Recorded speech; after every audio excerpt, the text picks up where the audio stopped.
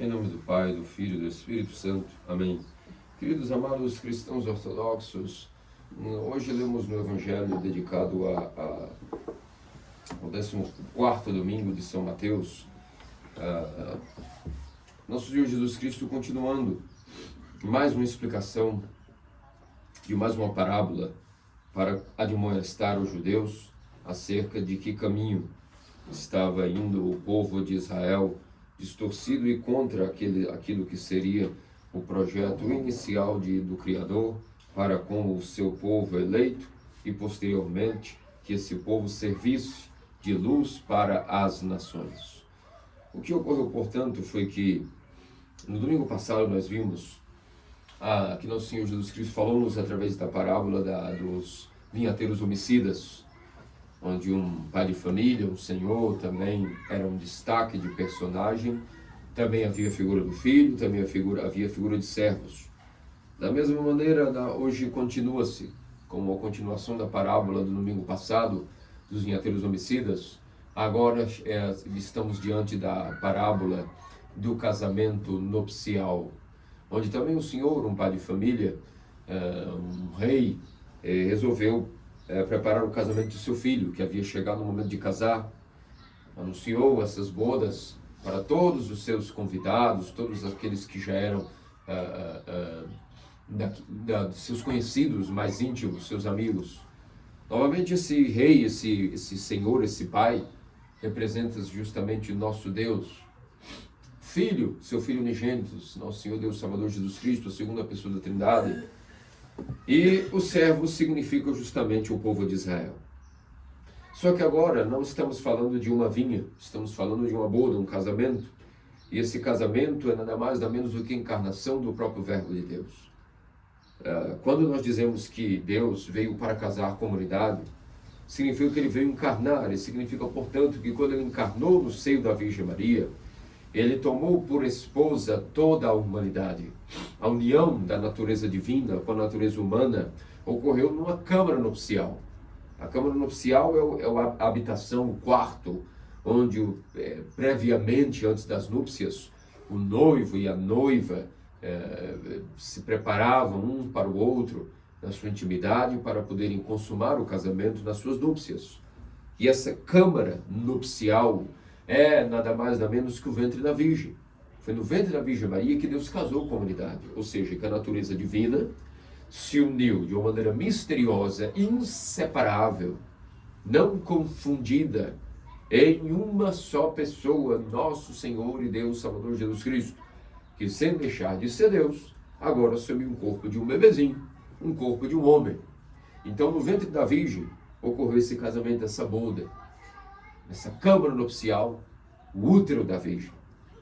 E os primeiros que foram convidados, primeiro por todos os profetas, depois pelo próprio Deus, quando começou a pregar nas sinagogas, de que esse casamento agora estava feito, estava planejado, e todos deveriam, portanto, vir e regozijarem-se, participarem todos da grandiosa festa de casamento. O que aconteceu foi que nós vimos que uma tragédia ocorreu, uma desfeita muito grande. Quem são esses convidados que foram convidados com um bilhete, um cartão especial, um convite especial selado com o selo do rei, para que, especialmente com honra, cada família daqueles convidados especiais pudesse estar presente nesse casamento? Primeiro, quem foram esses responsáveis por entregar esse convite? Esses funcionários requisitados por essa missão especial de chamar os convidados foram os profetas. Todo o Antigo Testamento, tudo que nós lemos do Antigo Testamento, só tem como objetivo a preparação para esse casamento. E esse casamento era a encarnação do Filho de Deus.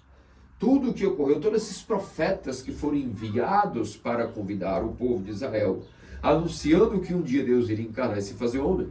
Como muito bem vimos o profeta Isaías, inclusive, falar até detalhes de como seria a encarnação, como seria a primeira concepção de uma virgem, através do Espírito Santo, como seria esse nascimento, como seria a fuga para o Egito, como seria a tentação no deserto, como seria a pregação, como seria a vida e depois como seria até a paixão, a morte e a ressurreição desse Filho de Deus. Tudo isso o profeta Isaías narrou ao povo de Israel. Mas todos os profetas foram enviados à casa de Israel, à nação de Israel, para prepararem o povo para esse casamento, convidando-os a receberem a boa nova de que Deus iria se fazer homem, habitar entre nós, a humanidade iria se unir com a natureza divina. Tentem um segundo sequer pensar o que seria isso. Que a nossa natureza humana finalmente poderia se unir completamente, de maneira misteriosa, com a natureza divina. Esse é o objetivo de todo o Antigo Testamento, que todas as nossas células, toda a nossa alma caída, iria de alguma maneira se unir à divindade. Como? Primeiramente, num primeiro ser humano que iria nele ocorrer esse mistério, chamado Filho. O Filho de quem? O Filho de Deus. Por isso, o que aconteceu foi uma desgraça, foi uma tragédia. Para um evento tão glorioso, uma coisa tão memorável, talvez podemos dizer sem economia de palavras, a coisa mais importante, o evento mais importante que poderia ter ocorrido na vida desses convidados, era ter uma hora recebido esses convites. A mesma coisa para nós. Muitas vezes eu gosto de repetir, desde os catecismos, e sempre repetirei, que vocês são testemunha que eu sempre digo, se você foi convidado para esse casamento, pare, entenda que você não vai mais ganhar na loteria, não vai ocorrer uma maravilhosa mudança na sua vida para nada mais. Porque a maior mudança, a maior coisa que poderia ocorrer na sua vida, mais do que ganhar na loteria, do que conhecer uma mulher, um homem, do que conquistar um império, do que ter os maravilhosos filhos, tudo isso, nada disso se equipara ao fato de nós, o novo Israel, termos, através de nossos profetas do novo Israel, anunciado ao povo, aos convidados do Novo Testamento, ou seja, a toda a humanidade, de que agora você foi convidado a esse casamento. Assim como no Antigo Testamento o convite foi especial para o povo de Israel, assim também nós hoje recebemos esses convites também, já no Novo Testamento. O que ocasionou que agora o que era para uma família íntima é para toda a humanidade, nós já veremos. Mas por hora quero que vocês acompanhem o raciocínio. Não há evento ou coisa maior, de maior valor, de maior importância, nenhuma glória, nenhum evento que deveríamos nos preocupar com tanta ansiedade, com tanto ânimo de chegarmos a esse nível de realização na nossa vida, se não imaginar, chegou na minha correspondência um convite para o casamento do rei.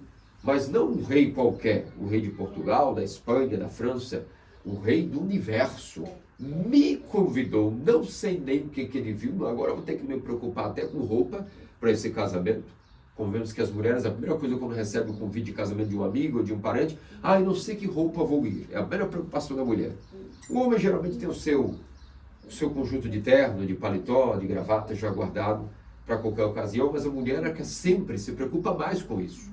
Ela não quer repetir o vestido do último casamento, quer mostrar que está ali bonita, agradável. De fato, a natureza feminina tem esta sensibilidade, essa necessidade de sentir-se bela por natureza, e é bom que a mulher se sinta assim, sem entrar nos níveis loucos de vaidade, que isso seria prejudicial, mas é bom e salutar que a mulher se sinta bonita. A mesma coisa aconteceu com a humanidade inteira e aconteceu com o povo de Israel. Ao receber esse convite do rei, desse casamento do filho do rei, todos deveriam estar ansiosos. E agora, com que veste eu vou me apresentar? É a coisa mais importante que poderia ter acontecido na minha vida. O rei do universo, o rei do mundo, convidou-me para o casamento de seu filho. E essa oportunidade é única. Não é todo dia que o filho do rei do universo casa, se não é verdade?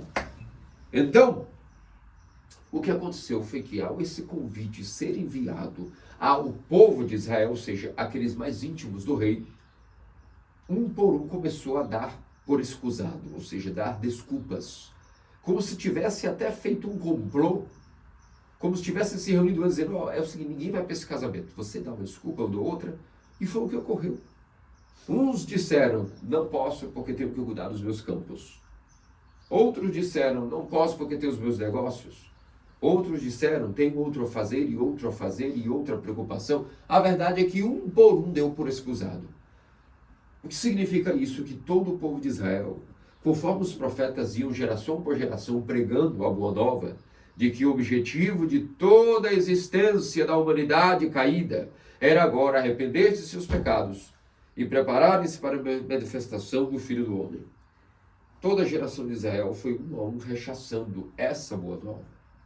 E o pior, para alguns convidados, quando receberam os emissários do rei, não só não se preocuparam em dar uma satisfação porque não iam, como até com raiva, apoderaram-se desses que iam com um bilhete de casamento, convite, e alguns mataram, maltrataram e até assassinaram.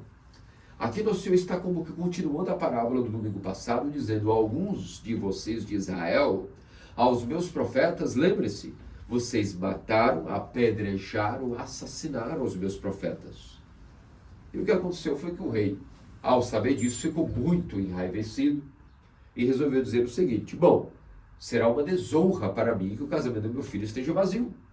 Então agora ide a todas as estradas vazias, todas as encruzilhadas do mundo, e mandai chamar todos que estão até fora do reino, todos que estão fora da corte, todos que já não são íntimos de mim, não me importa mais. Esses que eram da corte, que eram nobres, que eram meus amigos, ou que eu achava que eram, ou seja, o povo de Israel, ao qual Deus se revelou primeiramente ao povo de Israel. Deus protegeu e andou ao lado do povo de Israel por todas as necessidades, os arrancou do Egito, os protegeu, os criou até um reino, mesmo contra a própria vontade, os deu um reino para satisfazê-los. E os protegeu de tal maneira que Jerusalém foi construída, foi fundada, foi instaurada e perdurou por gerações. Tanto era o amor de Deus pelo povo de Israel.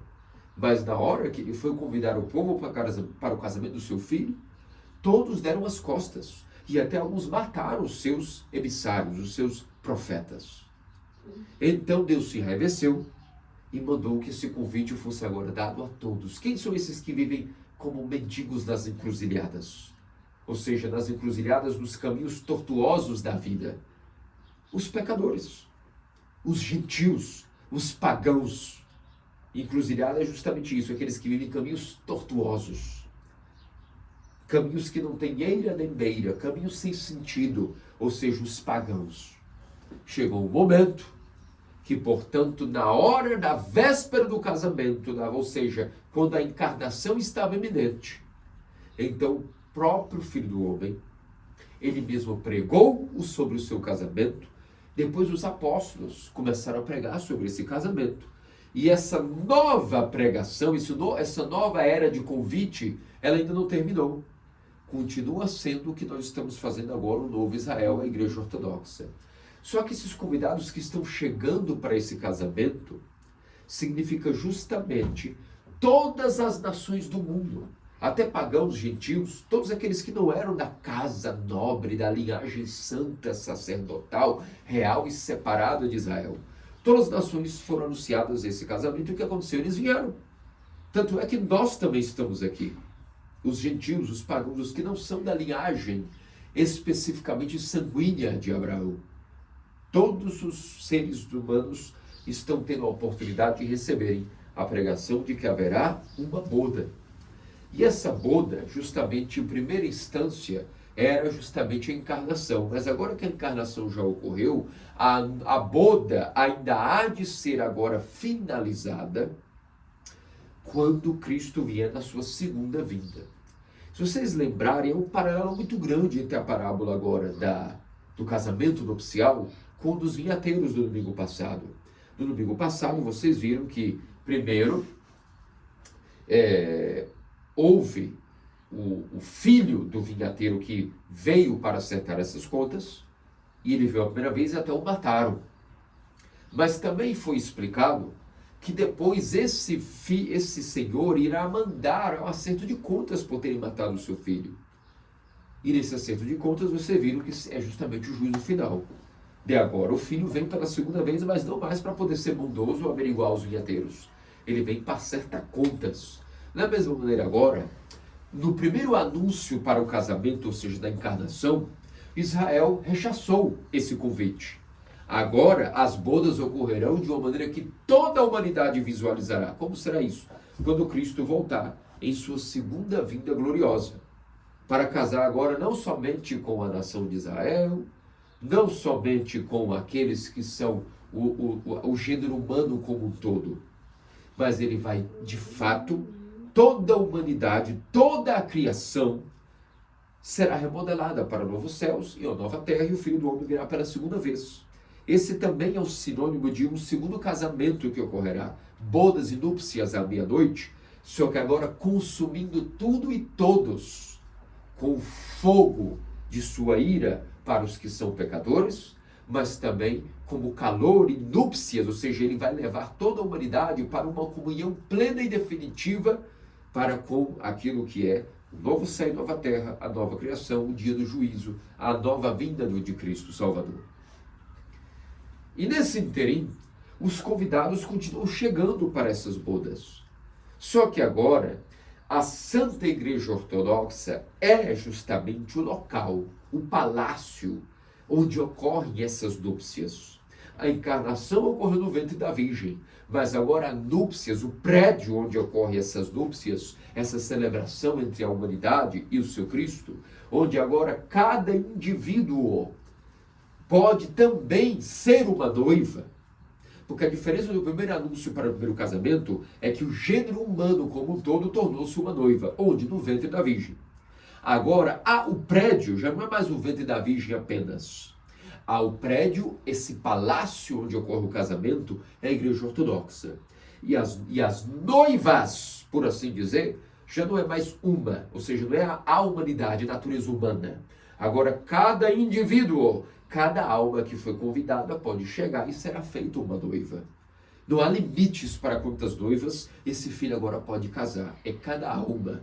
É a minha, a sua, de todos vocês, são noivas que podem casar com Cristo. De que maneira? Unindo-se com Ele através de seu batismo. E o batismo, ele concede, inclusive, a esses convidados uma veste específica para poder entrar dentro desse casamento. Se vocês escutaram bem e se lembram como é a tradição de um casamento, existe uma exigência mínima para entrar num casamento. É dinheiro? Não é. Mas uma coisa se espera. Hoje isso está na moda. Eu lembro até que no meu casamento, na Catedral da Santíssima Trindade Ortodoxa em São Paulo, eu lembro que de alguns convidados, família por parte da minha esposa, alguns apareceram no casamento de chinelo, de short, de camisa polo e como se fosse a praia. E lá bem me lembrei justamente desse evangelho de hoje. Até que ponto as pessoas hoje perderam as estribeiras? Qualquer tipo de casamento tradicional, ou até não, o padrão mínimo de um casamento é que a pessoa pode ser até pobre, mas ela vai com a sua melhor veste. E com uma veste que não seja esportiva, uma veste que seja tradicionalmente de gala. A única condição para que se entre no casamento é essa. Geralmente não se cobra entrada com casamento, será até uma coisa estranha. Que o noivo e a noiva vêm o convite, por favor, deposite uma certa entrada. A entrada não é franca. A entrada exige, por exemplo, R$5, R$10, R$100. Ou que também se exige, quero presentes. Hoje já se faz mais ou menos isso de uma maneira bastante gananciosa até. Alguns também têm a cara de pau de exigirem uma lista de convidados, a lista de presentes também. Mostrando que como o casamento se esvaziou do seu sentido até da própria essência social dele mesmo. Mas o correto é que tanto o noivo fique alegre, a noiva, de ter apenas os convidados, como a recompensa de sua alegria. E os convidados também alegres de terem sido honrados com a predileção de serem escolhidos para esse casamento. Isso deveria ser o normal. A única exigência é uma veste adequada, porque isso é uma vergonha que no casamento uma pessoa esteja de havaianas, ou de short, ou de camiseta regata, não é mesmo? Ou de boné. Há uma veste de gala para o homem e uma para a mulher. A única exigência para entrar no casamento é essa. E esses convidados receberam, portanto, no bilhete, segundo a tradição antiga, havia sim uma veste própria para as mulheres e os homens entrarem no casamento. E essa veste, inclusive, é comparada aqui a uma veste alva, uma veste branca, luminosa, com ornamentos dourados, vamos assim dizer. Essas eram as vestes tradicionais da antiguidade para os convidados chegarem a uma boda, a um casamento. Principalmente se estamos tratando aqui de um casamento de um príncipe, o filho do rei. Essa veste, meus amados cristãos ortodoxos, para o novo Israel, todos os convidados e suas noivas precisam estar entrajados com a veste do batismo.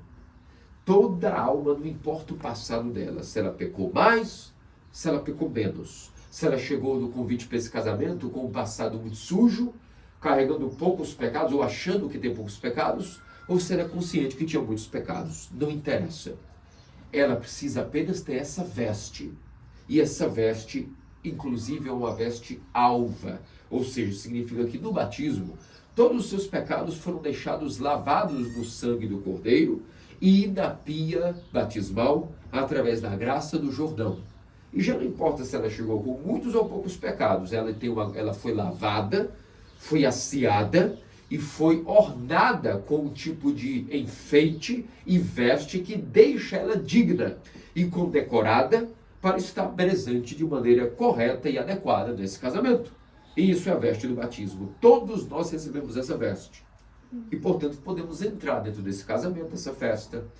Fomos tomados por casamento através do crisma e recebemos as núpcias através do sacrifício que ocorreu no altar, recebendo os santos dons do Santíssimo Corpo e Sangue de Cristo. Naquele momento, quando nós comungamos, o noivo nos consome, nos faz dentro do nosso coração aquilo que é esposa de Cristo. Eis que Cristo nos toma por sua noiva. E cada alma, portanto, através do sacramento da comunhão, sofre uma núpcia com o Cordeiro ou com o Filho do Rei, o Filho do Homem. Esse mistério é renovado e continuado em toda a liturgia. Essas bodas ocorrem cada domingo minimamente, ou até nos mosteiros, nos conventos, todos os dias. E é por isso que hoje mesmo, por exemplo, vamos oferecer o sacrifício dessas núpcias, onde cada um depois irá também ser consumado nesse casamento, ao consumir os santos dons. Ó milagre inefável, ardo sem ser consumido como a sarça de outrora. Ou seja, mesmo com a minha natureza caída, esse noivo me consome, me assume como uma noiva, me consome como um todo, e mesmo minha natureza sendo de pó, eu não viro cinzas, mas ardo sem ser consumido. Eis aí uma anedota do que era justamente o símbolo, não só da visão de Moisés, que Deus passou somente mostrando as costas dele a Moisés, e Moisés nem conseguiu olhá-lo. O que viu foi a visão da sarça ardente que não se consumia. Ou seja, sarça é como se fosse um arbusto, que ardia, mas não se consumia. Um símbolo do que seria a comunhão dos santos dons. Um símbolo do que foi a encarnação de Deus dentro da Virgem. Como pode ser que Deus, a natureza eterna e divina, entrou no ventre de uma menininha que tinha natureza corrupta e imaterial e não foi consumida? É um mistério. Tudo isso é maravilhoso só de escutar. Imagina poder viver esse casamento dentro da Santa Igreja Ortodoxa, o Novo Israel, onde seus novos profetas, quem são os novos profetas de Israel? Todos vocês que foram batizados e crismados são profetas. Profetas do Novo Testamento, que continuam chamando e chamando mais convidados, dizendo, ainda tem lugar, venham. Ou seja, enquanto não vier o Filho do Homem para o casamento à meia-noite da segunda vinda, ainda vaga nesse casamento. E ele ainda quer tomar mais e mais noivas. Enquanto o mundo for mundo, esse casamento está ocorrendo. A festa não tem mais data e hora para terminar. A data e hora de terminar é quando o Filho do Homem venha em sua segunda vinda, e ninguém sabe quando será essa hora. Por enquanto, mais e mais convidados são chamados. Ou seja, por isso que se diz, eu vou enviar agora meus emissários às encruzilhadas, quer dizer, aos 4 cantos do mundo. E não param de chegar pessoas a esse casamento. Só que assim como ocorreu uma tragédia na primeira investida de convites, agora ocorre outra tragédia. De repente, o rei passa para começar a analisar, a cumprimentar os convidados, e ele começou a perceber uma coisa, como foi narrado nessa parábola. O indivíduo, ele olhou, estava com uma veste que não era permitida. Nós achamos, quando diz assim, cadê a sua veste? Como é que você pode estar aqui sem a veste adequada para o meu casamento? Que estava exigida, inclusive, lá no convite que eu te dei. A primeira interpretação para esse momento, a gente pensa então que alguém entrou no casamento sem a veste. Mas não é essa a correta interpretação. Haviam seguranças na porta da entrada para averiguar se a pessoa estava vestida adequadamente ou não. Então como é que esse rei olhou e não reconheceu a veste?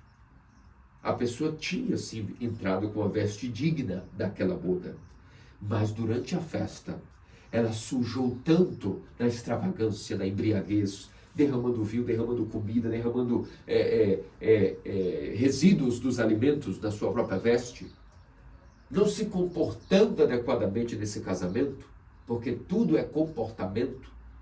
A gente é medido numa festa não é pela nossa dignidade, não é pela nossa pobreza ou riqueza, mas pelo nosso comportamento na festa. A etiqueta e elegância é tudo.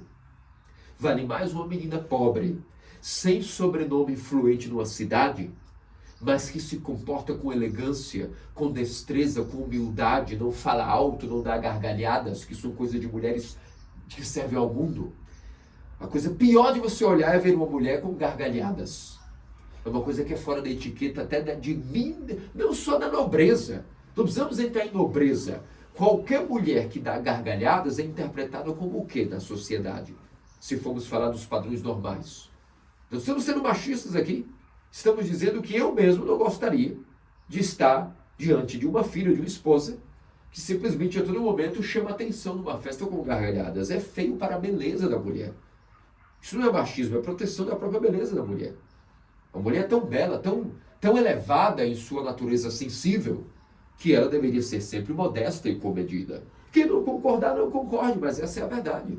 Quem quiser viver no meio dos becos, fora de festas, viva. Mas numa festa, a elegância supera qualquer dignidade. O comportamento é o que mostra se uma pessoa é digna ou indigna de algo. Não é a dignidade que ela possa ter, por assim dizer, de nome ou de posses. E o que aconteceu foi que muitos chegaram no segundo convite e chegaram na igreja ortodoxa e receberam o batismo. Mas essas noivas não souberam se comportar. E não há mais nada terrível a um rei do que olhar de repente e ver que a sua festa temos ali duas classes de pessoas. Os comportados, elegantes, que sabem conversar normalmente, mas num tom adequado, sabem tomar uma taça de vinho sem derramar isso em si, sabem comer sem derramar a gordura do alimento nas suas vestes. E de outro lado nós temos outra classe de pessoas, os convidados mal comportados, que falam alto, que xingam, que chamam a atenção para si mais do que a noiva e o noivo, que olham para suas vestes e estão ridiculamente sujos. O que o rei vai fazer? Pode doer, o que doer ele vai dizer, por favor, retire-se. Vocês estão com um comportamento inadequado para uma festa do meu filho, do meu príncipe e de sua noiva. É uma vergonha. Saiam daqui e sejam jogados nas trevas exteriores. O que significa as trevas exteriores? Hoje, cada um de nós vive trevas dentro de nós. Mas por fora de nós vemos um mundo tão belo que Deus fez.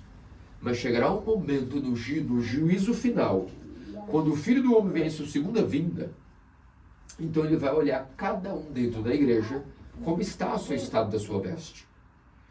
Alguns receberam o batismo e tiveram um bom comportamento, ou seja, viveram a vida dos santos. Por mais que tiveram quedas e problemas, eles rápido, quando acidentalmente derramaram a taça de vinho, correram para um mordomo. Me ajuda aqui. Me leva ali para dentro do aposento, dentro da cozinha, qualquer lugar. Me ajuda a tirar essa mancha, porque vai ficar feio para mim. Olha a diferença. Houve um erro, mas a modéstia, o comportamento ainda era adequado. Houve um problema, um acidente. Às vezes pode ter caído um café, um vinho, uma gordura, um chantilly. E são manchas difíceis de sair.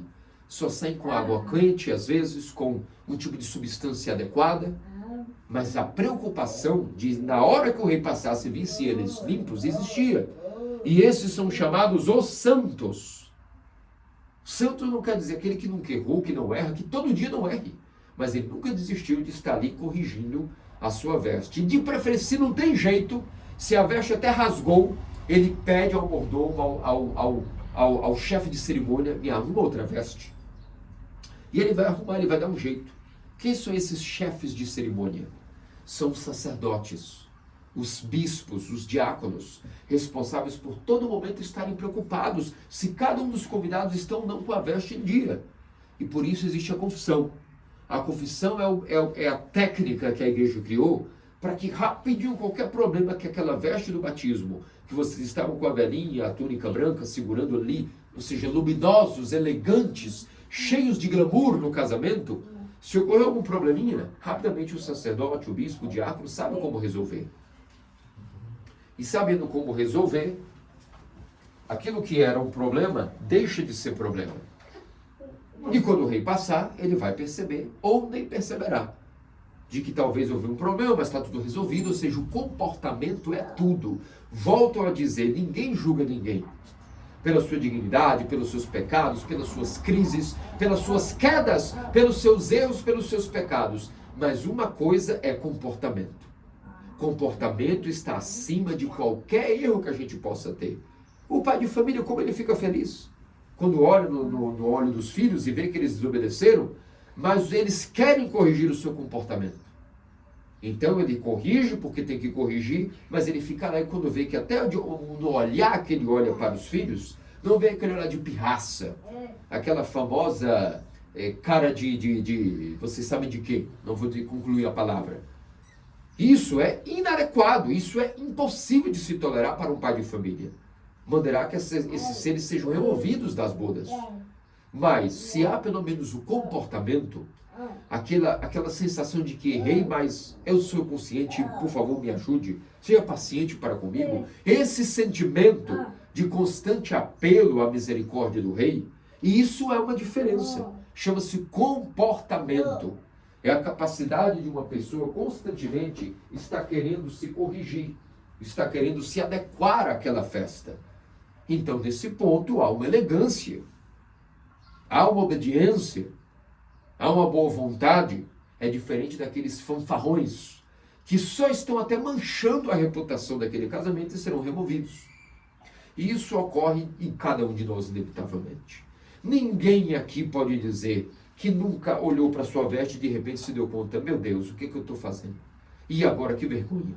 Como é que eu vou fazer agora? Rapidamente eu preciso recorrer a um mordomo, a um chefe de cerimônia, para que ele possa, um mestre-sala, como se diz, para que ele possa ajudar-me a mudar a minha veste. De preferência deve me dar uma nova. E a nova veste, ela tem métodos alvejantes para poder remover aquelas manchas, que são nossas lágrimas de arrependimento. Essas lágrimas, elas têm uma substância tão forte nelas, que qualquer mancha é rapidamente removida. Pode ser a mancha do vinho, que é famosa por não sair, mas as lágrimas conseguem remover qualquer mancha nessa veste. Claro, com a ajuda de alguém especializado em remover manchas. Como assim? Na casa de cada pessoa tem a mamãe, ou a vovó, ou a tia, responsável por dizer, não, calma, eu vou resolver, tira aí que eu vou resolver. Assim também na igreja temos os sacerdotes. São esses mestres-salas, esses mordomos de Deus especializados em remover essa veste. Para que quando o rei venha, ele não se desaponte com essas vestes mal cuidadas.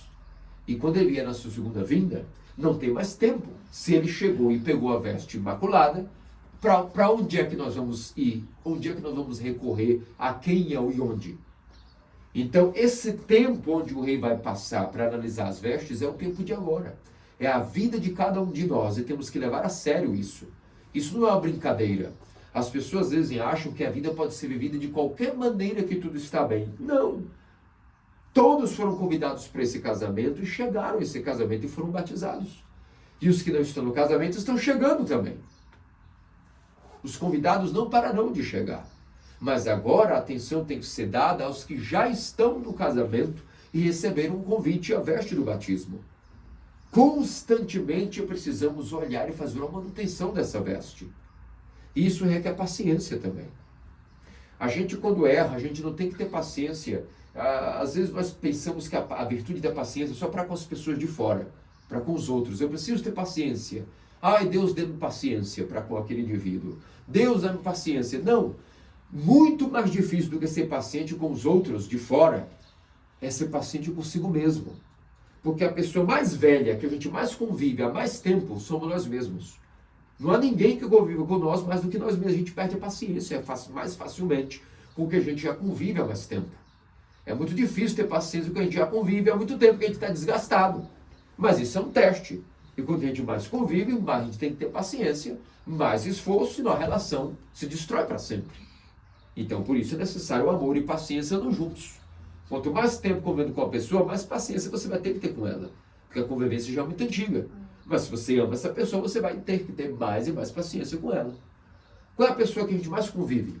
Desde que nascemos nós mesmos. E de sempre dizer, nossa, eu errei de novo. Eu já não aguento mais. Eu vou desistir. Eu já não melhorei naquele ponto, eu não vou mais melhorar. Falta de paciência consigo mesmo. A coisa mais difícil é ter paciência com si mesmo. E conseguir não desistir, custe o que custar. A constantemente irá dizer, eu vou melhorar a minha veste mais uma vez. Vou corrigir, vou fazer uma manutenção, vou procurar alguém especializado.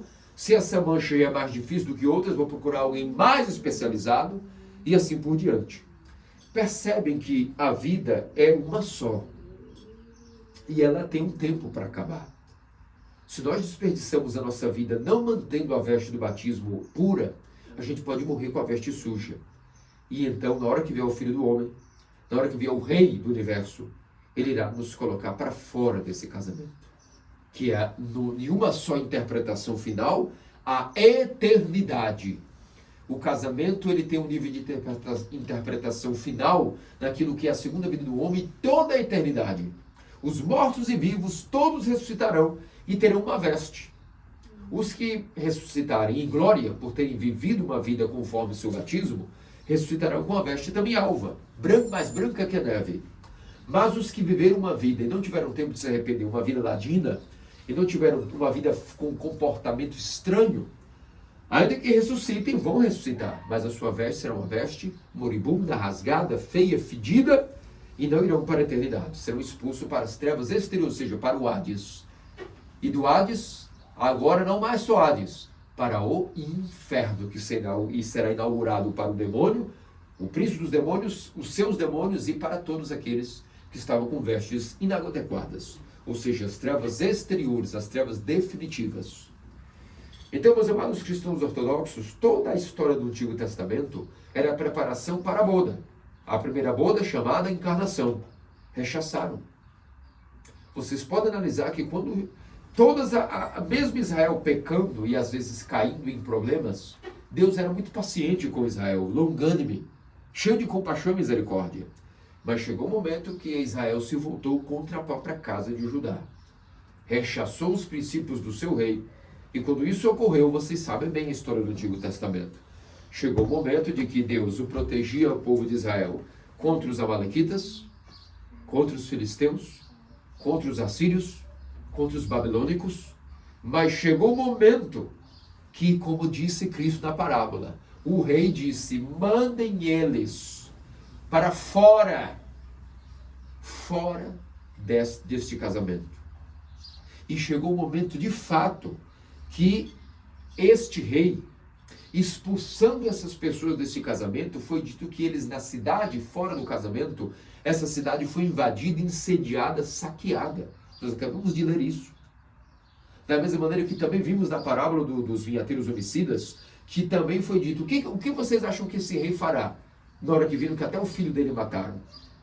Certamente enviará servos novamente, só que desta vez para exterminá-los. E de fato o que ocorreu? Chegou um momento que o próprio Império Romano invadiu Jerusalém. O exército romano fez uma investida pesada a Jerusalém. E dessa vez nada protegeu Jerusalém. Ela foi saqueada, o templo foi destruído. Israel foi levado de fato a cativeiro, reduzido a pó. Reduzido a uma simples colônia comum do Império Romano, nada mais do que isso.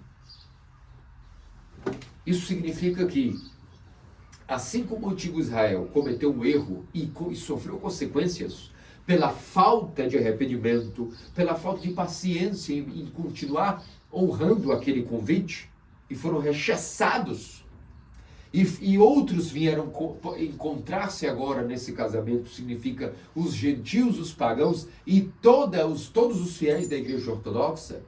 Assim como aquele antigo Israel cometeu o primeiro erro, de não ir nem ir ao casamento, O novo Israel pode cometer o erro de, estando no casamento, e não ter um comportamento adequado.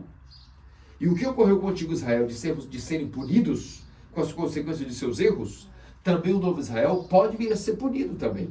Só que a punição agora será trevas exteriores. Enquanto nós tivermos na nossa vida, não abusemos da boa vontade do rei. Vamos utilizar daquilo que está de graça para nós. Os sacerdotes, os bispos, são nossos amigos. Eles só têm um objetivo, eles são pagos para isso. Para curarem as doenças dos seus filhos espirituais. Para limparem constantemente como antessalas, como mestres-salas, como mordomos, constantemente limparem, enxaguarem e alvejarem as vestes que porventura podem estar sujas. É importantíssimo, master e salutar, sempre entender bem essas questões. É por isso que nosso Senhor nos explicou isso em parábolas, em detalhes, para que não haja desculpa. Que desculpa nós vamos dar agora diante do Filho do Homem? Se na nossa hora da morte, ou se por acaso estejamos aqui vivos, de repente vem Deus agora acertar as contas conosco. Se nós não estamos aproveitando o tempo de confessar e comungar, fazer-se sempre noiva, imaculada e santa, o que é que nós vamos dizer? Qual será a desculpa? Não haverá mais desculpa. Mas enquanto temos tempo, apelemos à constante misericórdia de Deus. Não há nada mais poderoso que rápido possa limpar essa veste do que essa simples palavra, como os salmos de Davi nos ensinam. Coração contrito e quebrantado, ó Deus, tu não desprezas. Mas não importa o erro que nós temos cometido, anotem, não importa o erro que vocês venham a cometer, não importa o erro que eu venha a cometer, basta parar e clamar, ó Senhor Deus de bondade, tem misericórdia de mim, pecador, e rapidamente, as lágrimas que desceram dos nossos olhos e a terapia que nos será dada através dos nossos pais espirituais fará com que essa veste seja limpa de novo. E não um dia, 3 depois, imediatamente a veste será limpa. Não haverá um momento, uma lavanderia, que a gente tem que esperar 15 dias a veste voltar da lavanderia. É imediata, é milagrosa a limpeza, é mística. Portanto, nunca caiamos na maldição de desesperar-nos, dizendo, agora foi demais. Eu me enganchei na quina de uma mesa e rasgou a veste inteira, fora a gordura e a sujeira que já está, e as manchas de vinho, acabou, eu não tenho mais esperança. Não, isso não é verdade. Basta levantar a mão discretamente e pedir, me ajuda aqui, a veste agora rasgou e sujou de vez. E alguém vai te ajudar. Sempre haverá um mordomo à sua disposição. Essa é a maravilha da Igreja Ortodoxa. Esse prédio, esse palácio, onde constantemente ocorre esse sacrifício do Cordeiro. Essa festa onde é matado não um touro para festejar nada. O alimento que é sacrificado, o banquete que é oferecido é o próprio noivo. O próprio Cristo se deu em sua noiva, inclusive como banquete de oferta. Vejam que noivo maravilhoso, que outro estilo de vida. E, portanto, concluindo, não existe estilo de vida diferente do que o casamento. Tudo é o casamento. Tudo a nossa vida é o casamento. Mas não o casamento apenas o nosso casamento enquanto seres humanos. Tudo é o casamento nupcial com o Cordeiro de Deus. Isso é o estilo de vida que todos temos que entender. Assim como Israel não entendeu que ele não poderia se misturar com os pagãos, não poderia trair Deus com outros deuses, não poderia violar os mandamentos, e não entendia e caía, não entendia e caía, mas Deus sempre os ajudava, mas quando voltaram-se as costas para a casa de Judá, isso foi demais. Aí Deus os abandonou ao Império Romano. Acabou-se. Foram incendiados e saqueados, reduzidos a pó. Mas mesmo assim, na hora da encarnação, Deus veio agora e se fez homem como noivo para todas as nações. E deixou o novo Israel, que é a Igreja Ortodoxa, o seu próprio corpo. Assim como o antigo Israel não tinha nenhuma outra preocupação, senão o casamento. Mas deu desculpinha, não, é a minha fazenda. Não, é o meu negócio. Não, hoje eu não posso, não dá para ir para esse casamento não, porque eu tenho meus afazeres.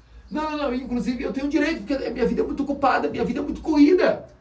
Eu não tenho como comparecer esse casamento. Assim foi Israel antigo, não entendeu nada. Que o estilo de vida, desde Adão caído até que viesse a hora das núpcias, só era uma só coisa.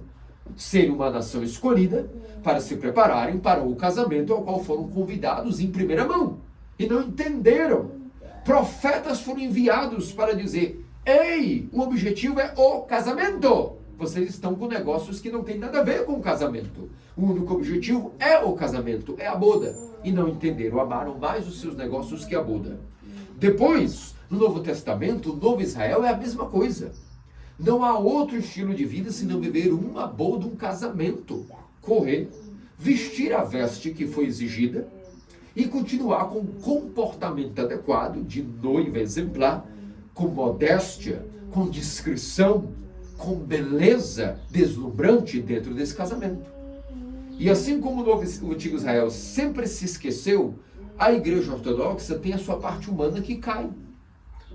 Caiu Roma, caiu Bizâncio, caiu Moscou, caiu Constantinopla, mas mesmo assim, sempre há tempo e momento oportuno para antes da vinda do Filho do Homem, sua segunda vinda, na hora que o rei vier analisar as vestes na segunda vinda do seu filho, o seu juízo final, até lá ainda há tempo de revermos o nosso comportamento, limparmos a nossa veste nupcial e desfrutarmos do único estilo de vida que o novo Israel tem que ter.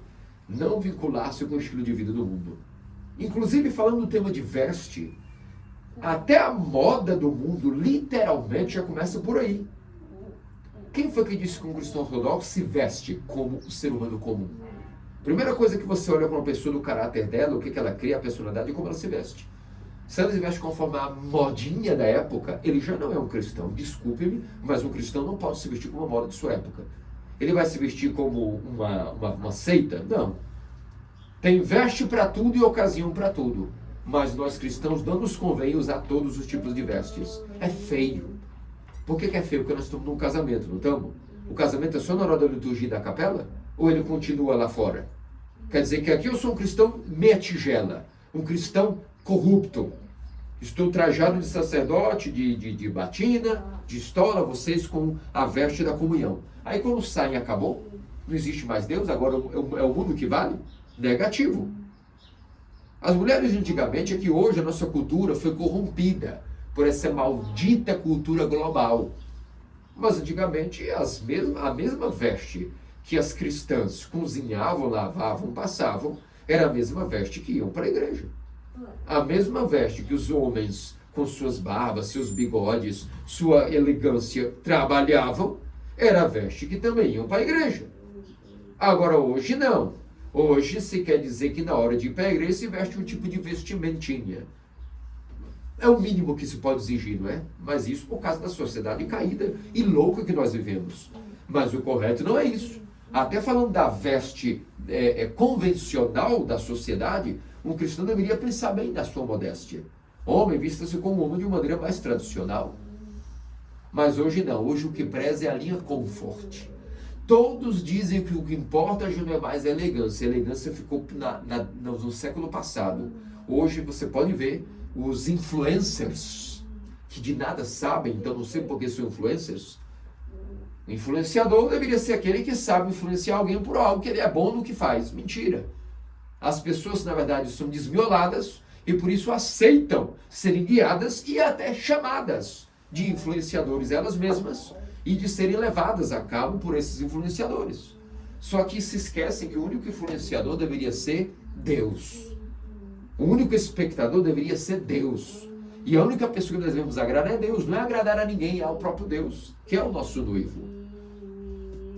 E isso não se dá apenas numa veste minimamente exterior, mas mais do que nunca e mais ainda a respeito da nossa veste interior, aquela batismal. Essa mais então devemos dar muito mais atenção do que a veste, inclusive a chamada veste tradicional. Por isso, meus amados cristãos ortodoxos, vamos nos lembrar bem daquilo que nosso Senhor nos deixou.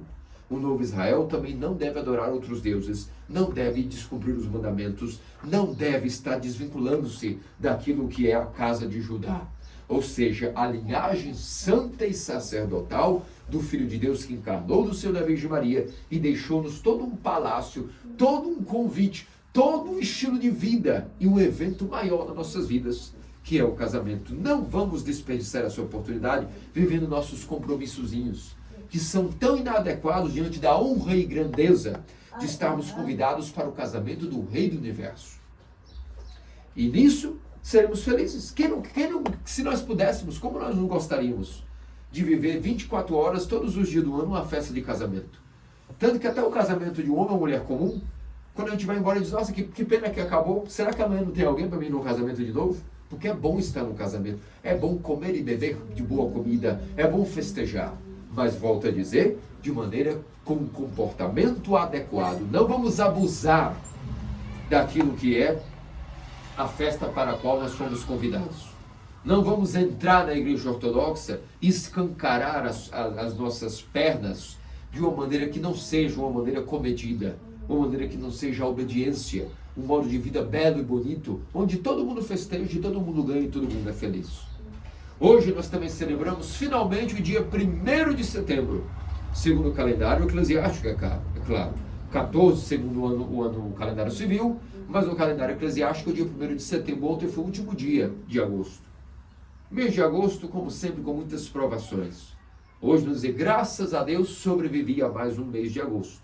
E hoje, assim como nós começamos o mês de agosto com a bênção das águas, para nos protegermos dos ataques do inimigo, das provações, das doenças que atacam todo ser humano no mês de agosto, hoje, pelo calendário antigo, pelo calendário de Constantinopla, da antiga Roma, o calendário judeu também antigo, o ano começa e termina nesse mês de setembro, que coincide com o mês do encerramento das colheitas, onde se faz ação de graças. E assim como no primeiro dia de agosto fizemos a bênção da pequena bênção das águas, como pedido e ação de graças, oferecimento de uma pequena oferta e proteção contra problemas, hoje também nós também iniciamos o ano começa hoje, 1º de setembro. Não 1º de janeiro. O ano oficialmente, no calendário do universo, começa hoje, 1º de setembro. E coincidiu sempre com a época de terminar as colheitas. Se colher os frutos e se aguarda o iniciado inverno. Porque tudo aquilo que se colheu, que se semeou na primavera, no final do inverno, que frutificou na primavera e se colheu no verão, a partir de agora, na transição do final do verão para o começo do inverno, que começa em setembro, automaticamente se agradecia a Deus as colheitas e se pedia força para dar-se conta de mais um inverno que se iniciaria. Para nós no Hemisfério Sul, a coisa é invertida. Nós estamos agora saindo do inverno e vamos entrar na primavera. Mas o mundo antigo era baseado mais naquilo que era o cálculo da estação segundo o Hemisfério Norte. O mundo sempre foi mais povoado, segundo aquele cálculo, no Hemisfério Norte.